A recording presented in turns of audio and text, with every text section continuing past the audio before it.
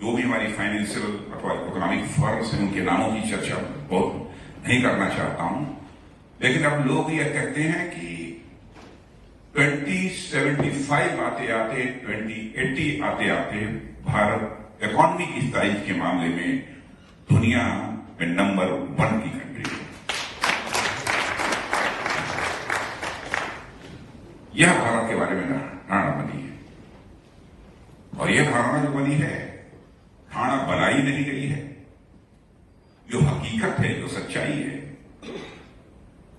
जो कुछ भी भारत में इस समय हो रहा है, भारत जितनी तेजी के साथ आगे बढ़ रहा है, उसके कारण यह धारणा बनी है। ग्लोबल टाइम्स, आप लोगों ने नाम सुना होगा, यह तो एक प्रकार से चाइना का माउथपीस है। सामान्यतः गवर्नमेंट जो सोचती है वही ग्लोबल टाइम्स में लिखा जाता है। एक वहां के माने जाने राइटर, शायद नाम गलती हो सकती है, मिस्टर ज़ैंग ज़ोडियांग या कुछ ऐसा ही नाम है उनका, उन्होंने एक आर्टिकल लिखा है कि what I feel about Bharat narrative in India. यह आर्टिकल उन्होंने लिखा है। उस आर्टिकल में उन्होंने कहा है कि चाइना में भारत के बारे में जो एक परसेप्शन पहले था उसमें एक ड्रास्टिक चेंज आ रहा है, बहुत बड़ा बदलाव है।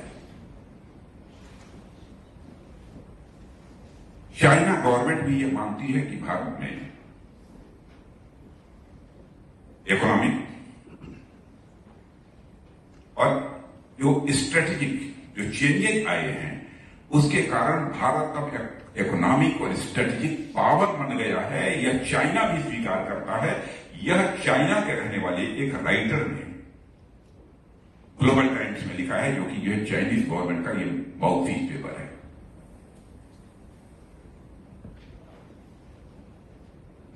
अब दुनिया जानती है सच्चाई को कि चाइना को के बारे में यह धारणा है।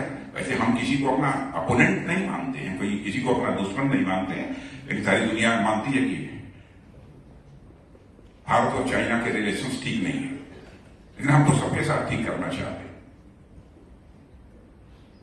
आप ये कल्पना कर लीजिए, ऐसी धारणा हमारे पड़ोसी चाइना के अंदर भी, उसने जो वाक्य लिखा है एग्जैक्टली हमको याद नहीं है, उसका अर्थ ये होता है अब इकोनॉमिक और स्ट्रेटेजिक पावर में चाइना भी भारत का लोहा मानने लगा है, यानी भारत की ताकत को स्वीकार करने।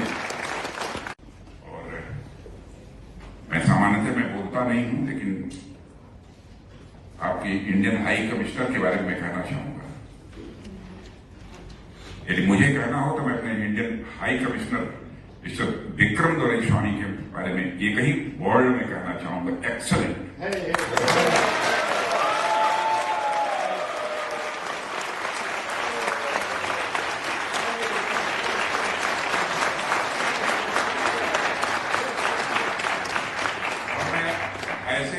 ऐसे ही नहीं बोल देता हूं, एक्सलेंट सोच समझ कर, नाप तोल कर।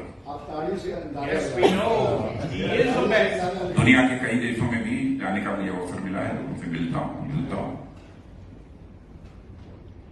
और मैं समझता हूं एक्सीलेंट न रहे होते तो इतने इंतजाम के साथ क्लैपिंग न होती।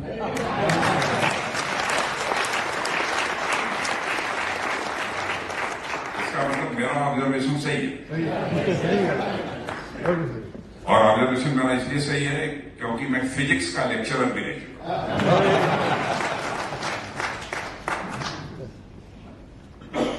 और मैं बराबर जो है एसेस करता हूं। जो बच्चे कापियां लिखते थे जो आंसर शीट्स पर, उसको मैं नहीं आशा हूं, उसको लिखा, इसलिए मैंने कहा। और एक बात और मैं कहूंगा आपसे, बात चल पड़ी है,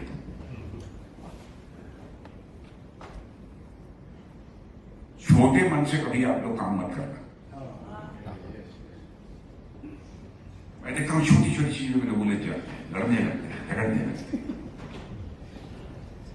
खाना आपके पास पैसा चाहे जितना भी हो जाए, चाहे जितनी भी बड़ी कैरेक्टर हो, मन यदि छोटा है तो जिंदगी आप छोटे रहोगे समाज के नजर।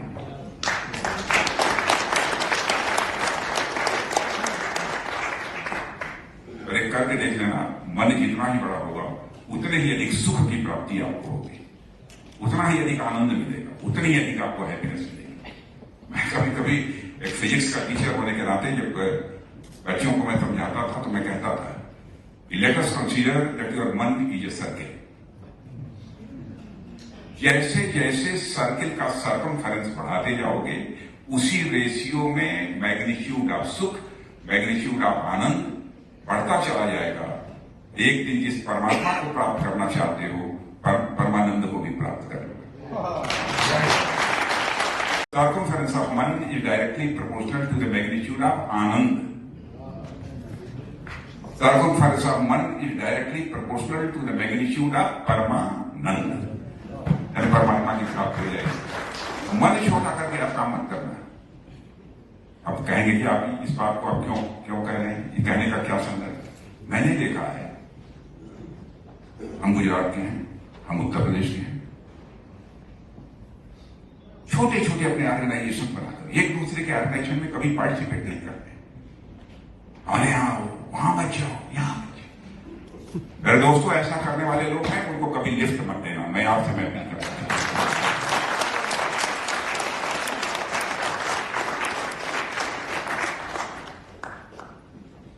अटल जी बार बार कहा करते थे, छोटे मन से कोई बड़ा नहीं हो सकता, टूटे मन से कोई खड़ा नहीं हो सकता।